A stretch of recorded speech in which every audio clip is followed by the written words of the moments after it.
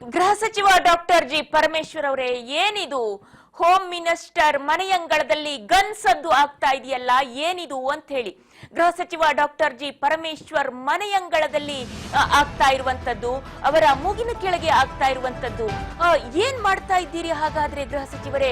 Gun ಹಿಡಿದು ನಿವೃತ್ತ police ಅಧಿಕಾರಿ ರಂಪಾಟವನ್ನ ನಡೆಸಿದ್ದಾರೆ. ಸಚಿವರ ನಿವಾಸದ ಪಕ್ಕದಲ್ಲೇ ನಿವೃತ್ತ ಅಧಿಕಾರಿಯ ರಂಪಾಟ.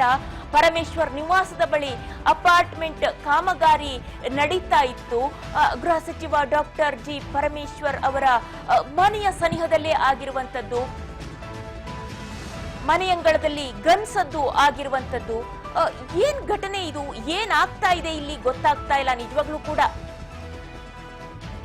ಸಚಿವರ ನಿವಾಸದ ಪಕ್ಕದಲ್ಲೇ ನಿವೃತ್ತ ಅಧಿಕಾರಿಯ ರಂಪಾಟ, ಅವರ ನಿವಾಸದ ಬಳಿ ಅಪಾರ್ಟ್ಮೆಂಟ್ ಕಾಮಗಾರಿ ನಡೀತಾ ಇರುವಂತಹ ಸ್ಥಳದಲ್ಲಿ ಗನ್ ಸದ್ದು ಮೊಳಗಿರುವಂತದ್ದು ನೋಡಿ. ಅಲ್ಲಿ ಗನ್ ಹಿಡಿದು ನಿಂತಿದ್ದಾರೆ ಗೃಹ ಸಚಿವರು, ಅವರ ಮನೆಯ ಪಕ್ಕದಲ್ಲೇ ಆಗಿರುವಂತದ್ದು.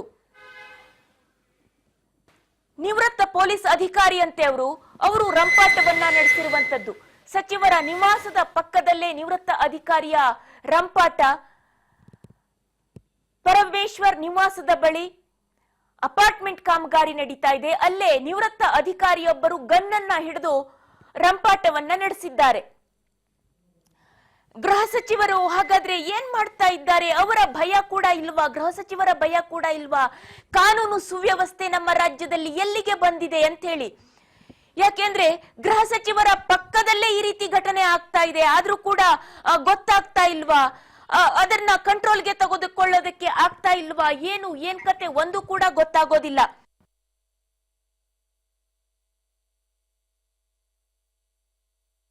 ಇದೇ ವಿಚಾರಕ್ಕೆ ಸಂಬಂಧಪಟ್ಟಂತೆ ನಮ್ಮ ಪ್ರತಿನಿಧಿ ಬಸವರಾಜ್ ಇದೀಗ ದೂರವಾಣಿ ಸಂಪರ್ಕದಲ್ಲಿದ್ದಾರೆ.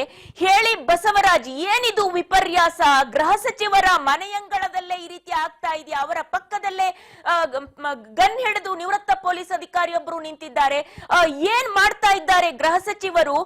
ಕಾನೂನು ಸುವ್ಯವಸ್ಥೆ ಎಲ್ಲಿಗೆ ಬಂದಿದೆ? ಇದೊಂದು ವಿಡಂಬನೆ ಆಗೋಯ್ತಾ ಏನು ಅಂತ?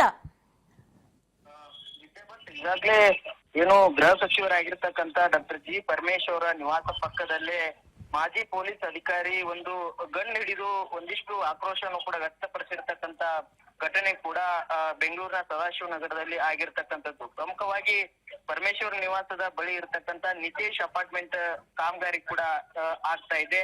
ಈ ಒಂದು ಕಾಮಗಾರಿ ಆದಂತ ಹಿನ್ನೆಲೆಯಲ್ಲಿ ಅಲ್ಲಿ ಗ್ರಾನೈಟ್ ಗಳನ್ನ ಒಂದು ಕಂಟೈನರ್ ಕೂಡ ತಂದಿರತಕ್ಕಂಥದ್ದು. ಆ ಗ್ರಾನೈಟ್ ಗಳನ್ನ ಒಂದು ಮನೆಗಳ ಮುಂದೆ ಕೂಡ ಆ ಒಂದು ಸಂದರ್ಭದಲ್ಲಿ ಕಾರ್ಗಳು ಕೂಡ ನಿಂತಿದ್ವು ಅನ್ನುವಂಥದ್ದು. ಗ್ರಾನೈಟ್ ಗಳನ್ನ ಅವರು ಅನ್ಲೋಡ್ ಮಾಡ್ಕೊಳ್ಬೇಕಾಗಿತ್ತು, ಹಾಗಾಗಿ ಕಂಟೈನರ್ ಅದು ನಿಧಾನವಾಗಿ ಸಾಗಿಸ್ತಾ ಇತ್ತು. ಆ ಒಂದು ಸಂದರ್ಭದಲ್ಲಿ ಏಕಾಏಕಿ ಮನೆಯಿಂದ ಬಂದೂಕ್ ಹಿಡ್ಕೊಂಡು ನಿವೃತ್ತ ಪೊಲೀಸ್ ಅಧಿಕಾರಿ ಆಗಿರ್ತಕ್ಕಂಥ ಜಯಪ್ರಕಾಶ್ ಅವರು ಕೂಡ ಬಂದಿರತಕ್ಕಂಥದ್ದು.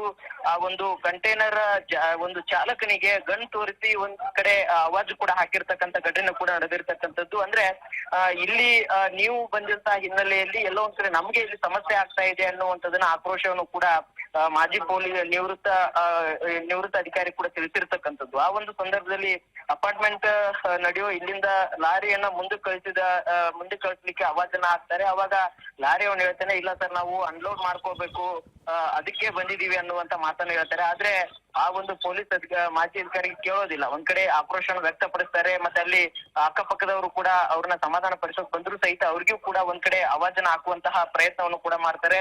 ಮತ್ತೆ ಅಲ್ಲಿರ್ತಕ್ಕಂಥ ಎಲ್ಲ ವರ್ಕರ್ಸ್ ಕೂಡ ಸೇರ್ತಾರೆ, ಗ್ರಾನೈಟ್ ನ ಅನ್ಲೋಡ್ ಮಾಡ್ಕೋಬೇಕು ಅಂತ ಕಾರ್ಮಿಕರು ಅವ್ರ ಬಳಿ ಮನವಿ ಮಾಡ್ಕೊಡ್ತಾರೆ.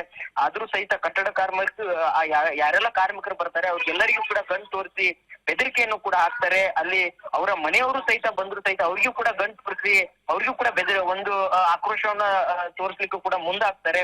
ಹಾಗಾಗಿ ಗೃಹ ಸಚಿವರ ಮನೆಯ ಪಕ್ಕದಲ್ಲೇ ಈ ರೀತಿ ಆಗಿರ್ತಕ್ಕಂಥ ಘಟನೆ ನಡೆದಿರ್ತಕ್ಕಂಥದ್ದು ನಿಜಕ್ಕೂ ಕೂಡ ವಿಪರ್ಯಾಸ. ಯಾಕಂತಂದ್ರೆ ಒಬ್ಬ ನಿವೃತ್ತ ಪೊಲೀಸ್ ಅಧಿಕಾರಿಯಾಗಿ ಸಾರ್ವಜನಿಕವಾಗಿ ಒಂದು ಗನ್ ತೋರಿಸಿ ಒಂದು ಬೆದರಿಕೆ ಹಾಕುವಂಥದ್ದು ಎಷ್ಟರ ಮಟ್ಟಿಗೆ ಸರಿ ಅನ್ನುವಂಥದ್ದು ಜನಸಾಮಾನ್ಯರು ಕೂಡ ಕಾಡ್ತಾ ಇದೆ. ಮತ್ತೆ ಗೃಹ ಸಚಿವರಾಗಿರ್ತಕ್ಕಂಥ ಡಾಕ್ಟರ್ ಜಿ ಪರಮೇಶ್ವರ್ ಅವರ ನಿವಾಸದ ಪಕ್ಕದಲ್ಲೇ ಆಗಿರ್ತಕ್ಕಂಥ ಘಟನೆಯಿಂದ ಎಲ್ಲೋ ಒಂದ್ ಕಡೆ ಕಾನೂನು ಸುವ್ಯವಸ್ಥೆ ಹದಗೆಟ್ಟಿದೆ ಅನ್ನುವಂತಹ ಜನಸಾಮಾನ್ಯರು ಕೂಡ ಪ್ರಶ್ನೆ ಮೂಡ್ತಾ ಇದೆ. ವಿಜಯಭಟ್. ಓಕೆ, ಧನ್ಯವಾದಗಳು ಬಸವರಾಜ್ ತಮ್ಮೆಲ್ಲ ಮಾಹಿತಿಗಾಗಿ.